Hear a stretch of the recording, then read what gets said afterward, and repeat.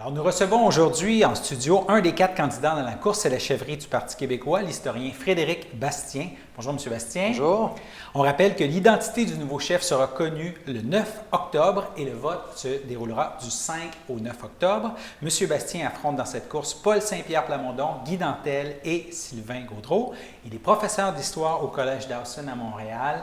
Et merci d'avoir été nous voir alors que vous vous rendez à un événement ensuite. Alors d'abord, M. Bastien, là, à quel moment avez-vous commencé à songer à devenir chef du PQ? Écoutez, ça fait très longtemps que Oui, je c'est un caresse peu rêve. l'idée de faire de la politique. Là, dans mon album des finissants de secondaire, là, je pense qu'on parle de 1986, c'est marqué si tu écoutes plus les autres, tu pourras devenir premier ministre. Bon. Alors, disons que c'est pas nouveau, là. Ça remonte à loin. Et vous trouvez que le nationalisme du Parti québécois a été plutôt timide au cours des dernières années? Oui, moi je pense qu'on n'est pas assez affirmatif sur la question nationale. On s'est perdu. On a été tantôt un peu plus à gauche, tantôt un peu plus à droite, et on s'est un peu perdu. On a été comme un chien qui tourne après sa queue, en essayant de promettre des choses à gauche, des choses à droite. Et puis, au fond, nous, on est le parti, justement, on doit être le parti de la nation. On doit faire la lutte pour le Québec, pour le combat national québécois, si vous voulez. Et on s'est éloigné de nos racines. On s'est éloigné de ce qui est vraiment pour nous notre ADN. Et moi, je pense qu'il faut revenir à ça. Il faut cesser de se positionner à gauche.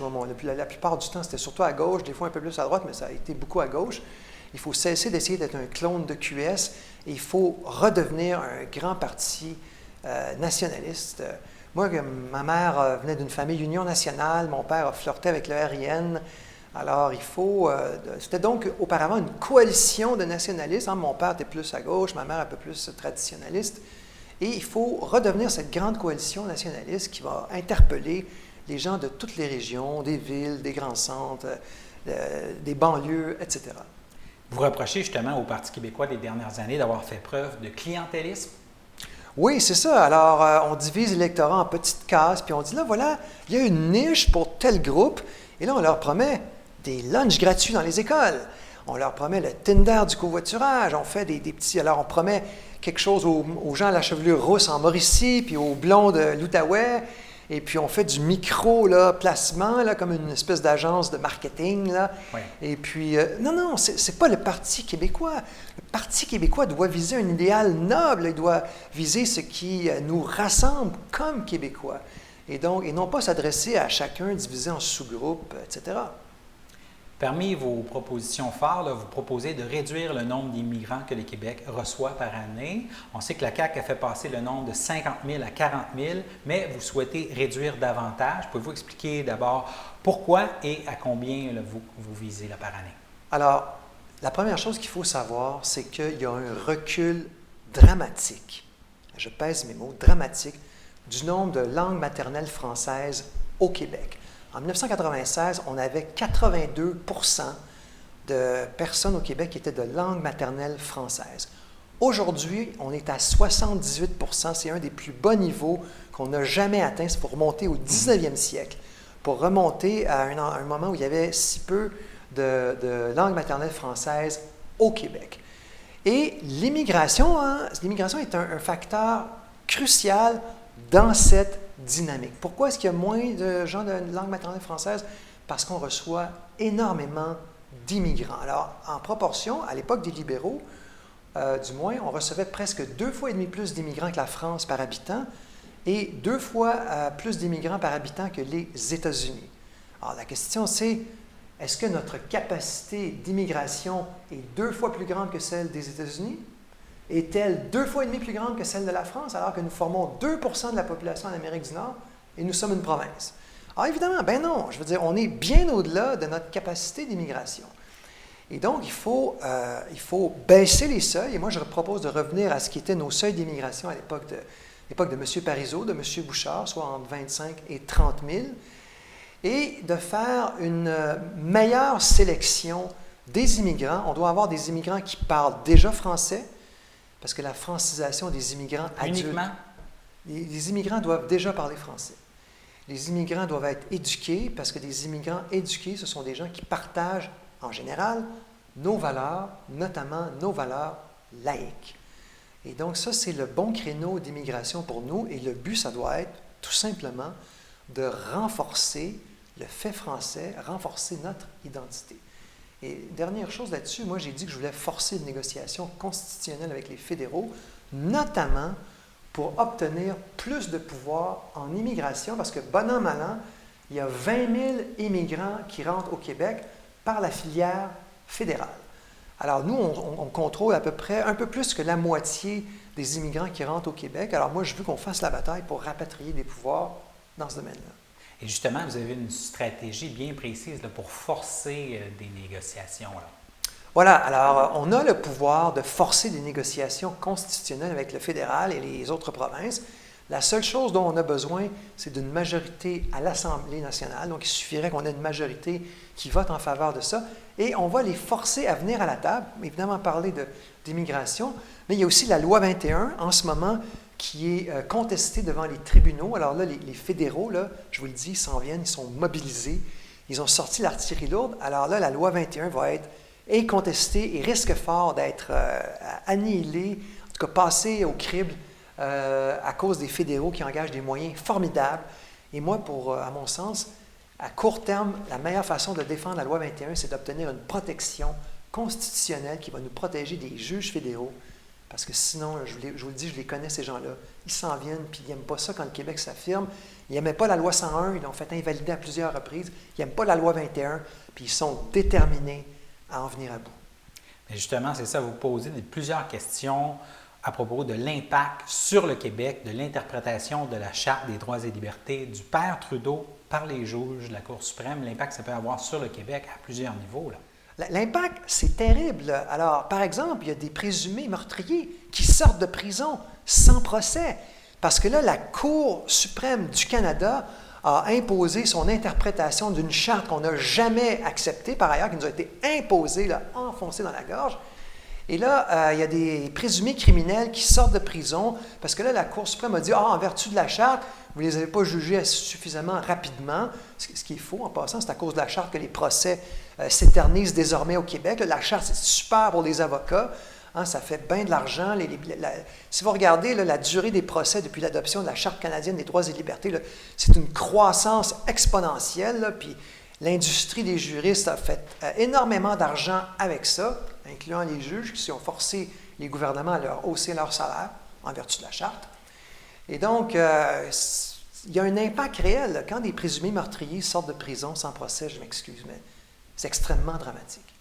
Donc, vous pensez qu'il y a la possibilité de faire adopter une motion à la majorité de l'Assemblée nationale pour dire on force qu'il y ait des négociations constitutionnelles et à ce moment-là, on ne pourra pas constamment reporter ça au calendrier grec et dire, bon, ben là, même que vous n'avez pas signé la Constitution de 82, c'est pas grave, on fera des négociations plus tard. Non, mais ils vont être, les fédéraux et les autres provinces vont être obligés de venir à la table. Ça, c'est certain. Après ça, qu'est-ce qui va se passer à la table de négociation? On verra. Mais il y a une certitude, c'est qu'ils doivent venir à la table de négociation. Et donc, on va avoir des choses à leur dire, des choses à demander. Et puis voilà, moi, je suis convaincu qu'on peut faire des gains, qu'on doit tenter de faire des gains. Puis chaque gain, c'est un morceau de notre liberté qu'on arrache aux fédéraux. Et il y a une vaste majorité de Québécois qui sont en faveur de ça. On a fait faire un sondage pour mon équipe. Il y a 61% des Québécois qui veulent que le gouvernement du Québec force une négociation constitutionnelle pour obtenir plus de pouvoir des fédéraux. Donc 61% contre 22%, si ma mémoire est bonne. Même chez les fédéralistes, on a une majorité de 54% qui souhaitent qu'il y ait une négociation constitutionnelle pour permettre au Québec d'avoir plus de pouvoir. Et ça, vous considérez que c'est une stratégie pragmatique qui a plus de chances de faire avancer que de promettre un référendum à court terme, alors que peut-être le Québec n'est pas prêt pour un troisième référendum?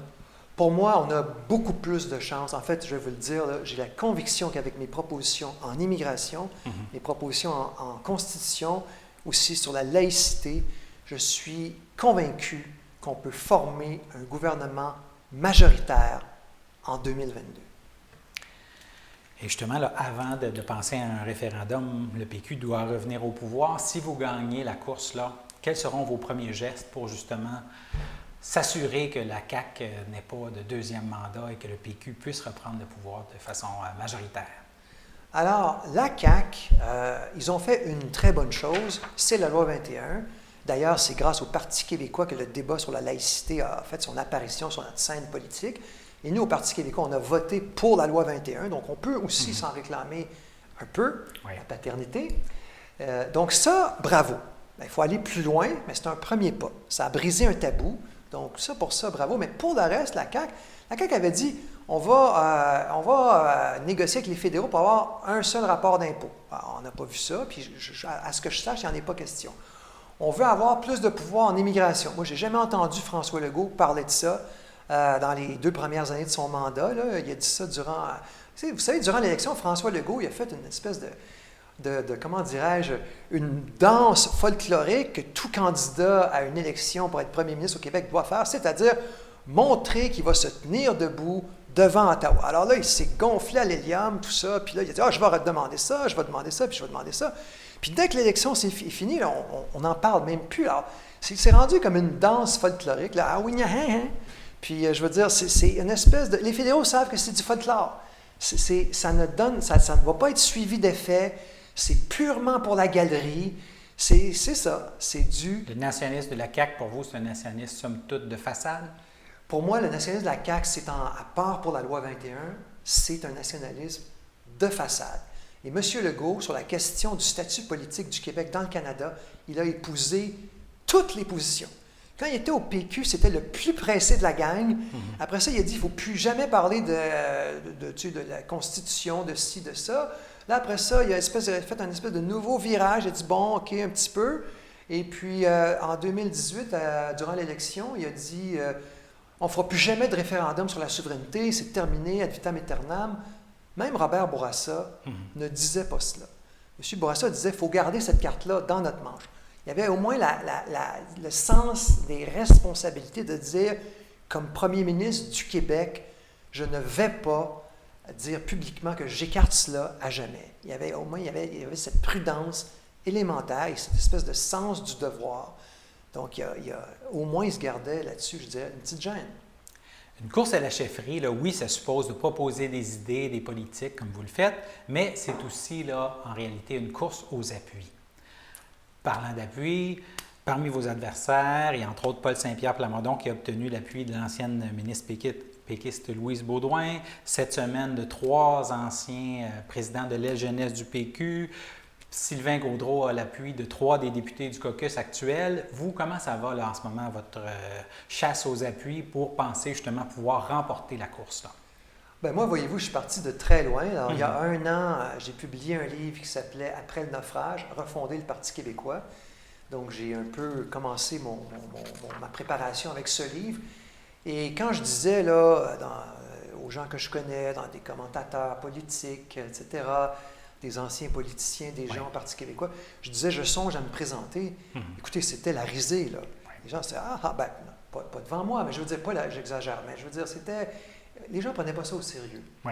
Et ils se disaient, voyons donc, Frédéric Bastien, il n'est pas implanté dans le parti, il n'est pas connu, il n'a pas de notoriété, il ne va même pas se qualifier aux signatures, puis il ne va pas être capable de ramasser l'argent. Et puis, moi, j'ai dit, je suis le seul qui peut faire, c'est-à-dire, moi, j'avais dans l'idée que d'autres personnes plus connues que moi, avec plus d'expérience, allaient, disons, prendre le flambeau des idées que je propose. J'ai sondé des gens, je ne nommerai pas de nom, et ils m'ont dit, non, il n'y en est pas question. Alors moi, je me suis dit, si personne n'y va, moi, il faut que j'y aille, parce que les idées que je propose, elles sont extrêmement importantes. Et elles sont fondamentales pour les Québécois. Alors là, voyez-vous, je me suis qualifié, j'ai eu l'argent, je suis ici devant vous. Donc, moi, depuis 1 an, je suis en croissance. Alors, moi, je pense que ça va continuer. Vous pensez que tranquillement, il y a un momentum qui se dessine autour de votre candidature et que vous pourriez rafler au fil d'arrivée des candidats peut-être plus connus en début de course? Là? Bien, moi, ce que je vois, en tout cas, c'est que plus les gens me connaissent, plus ils apprécient ce que je dis. Et j'ai un discours qui est très différent des autres candidats. Ça, je peux vous le dire. Je pense que je suis celui qui se différencie de plus de tout ce que les autres offrent. Alors, évidemment, peut-être qu'ils vont être Ce sera peut-être on verra ce que les militants choisiront. Mais en tout cas, je me démarque très certainement. Moi, je suis vraiment porté par les propositions que je fais, par les gestes que je pose. Moi, j'ai porté plainte contre la juge fédérale Nicole Duval-Eslard, qui était une juge totalement biaisée, qui fréquentait les lobbies anti-loi 21. J'ai dénoncé 3 juges de la Cour suprême, justement, qui sont en fait dans les lobbies anti-loi 21, qui sont très nombreux là, contre la loi 21. Et il y avait une demande pour suspendre la loi 21 par des opposants en attendant de juger la loi 21 sur le fond. Ouais. Et c'est monté en Cour suprême. Et en fait, c'est pas monté en Cour suprême parce que la Cour suprême a dit, d'abord en cour d'appel, il y avait la juge Duval-Eslard, la suspension n'a pas été accordée. Et finalement, c'est allé en Cour suprême. La Cour suprême a dit, on n'entendra pas la cause. Et moi, je suis convaincu que c'est parce que j'ai dénoncé les relations, je dirais, inacceptables entre 3 juges de la Cour suprême et différents groupes de lobby anti-loi 21 que fréquentaient 3 des 9 juges. Alors, autrement dit, moi, là, je pose des gestes. C'est pas juste des paroles. Je porte plainte, je fais des choses. Et ça fait avancer. C'est pour défendre le Québec, c'est pour faire avancer la question nationale. Si vous remportez la course, est-ce que vous allez faire de la place aux 3 autres candidats dans votre équipe par la suite? Ça va de soi. Je veux dire, j'espère qu'ils voudront bien continuer. Mais c'est sûr que, je veux dire, on est dans une course en ce moment. C'est sûr que là, c'est les divisions qui ressortent. C'est normal. C'est la nature même de l'exercice. Mais après ça, j'ai aucun doute que le parti va se ressouder, se redevenir, n'est-ce pas, un parti qui non plus fait on ne se fera plus la lutte entre nous, mais on va faire la lutte aux autres. Et évidemment, il y a de la place pour les 3 autres candidats. Et si vous deviez terminer, par exemple, en 2e place, est-ce que vous allez retourner à l'enseignement ou vous allez vous présenter pour le PQ aux prochaines élections? Vous allez tenter de continuer d'influencer de l'intérieur? Bien, moi, j'ai voulu me présenter en 2018, là, alors que c'était pas très... Oui. Alors, malheureusement, M. Lisée, moi, je voulais me présenter dans Mercier, un comté au centre-ville de Montréal, et M. Lisée a préféré Michel Blanc, alors qui n'était pourtant pas une candidate qui avait, disons, qui ne nous a pas aidés, là, puis elle avait déjà un placard bien garni de déclarations, on va dire, controversées, là, mais bon, M. Lisée a préféré Michel Blanc. Mais donc, autrement dit, puis après ça, moi, j'ai milité dans mon comté, qui était le comté de M. Lisée, par ailleurs. Moi, ça fait ma première campagne électorale au PQ, c'était 1976. Oui. Donc, j'ai aidé ma mère à distribuer des dépliants de notre candidat dans Laval, qui était nul autre que Bernard Landry, que j'ai eu plus tard comme professeur, par ailleurs. Alors donc, moi, je suis au Parti québécois depuis longtemps. Évidemment, je compte rester au Parti québécois. Ça, c'est très, très clair. Donc, quelque chose à surveiller d'ici la fin de la course, à part les 2 débats qui s'en viennent? Ah, ben, on verra. Nous, on aura des choses à dire sur les fédéraux, ça, c'est sûr, parce que nos véritables adversaires, ce sont les fédéraux. Merci d'être venu nous voir, puis vous repasserez par nos studios. Parfait. Merci beaucoup. Merci.